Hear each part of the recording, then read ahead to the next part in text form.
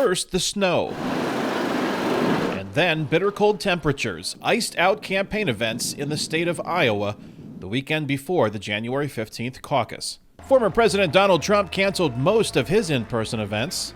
Former UN Ambassador Nikki Haley also moved many of her events online. I think it'll make the non-passionate people stay home and the passionate people will come out. Bad weather didn't prevent Carson Odell from attending one of the few in-person events Florida Governor Ron DeSantis didn't cancel.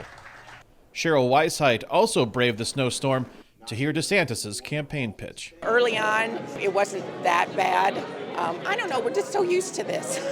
Weisheit, who also chairs a local Republican group, says physically attending an event was important to her because she still doesn't know who to support on caucus night. I don't know yet, and I probably won't know till that night.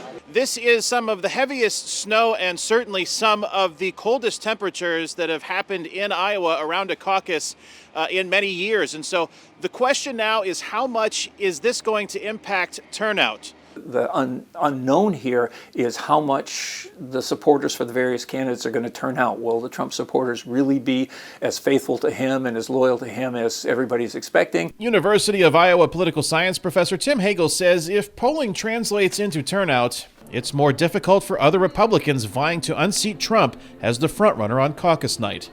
And it curbs their ability to pick up momentum as the race moves beyond Iowa. If Trump is still 30 points ahead, or maybe even more, then it would seem pretty unlikely that DeSantis or Haley is going to be able to beat him or even come in close, because to a certain extent they're dividing the anti-Trump vote. Hagel adds that polling also shows Trump's legal troubles haven't dampened his support. Given that he was indicted in 4 different places, he's got a civil trial going on in New York, he's got a defamation trial going on there as well, states are trying to kick him off the ballot.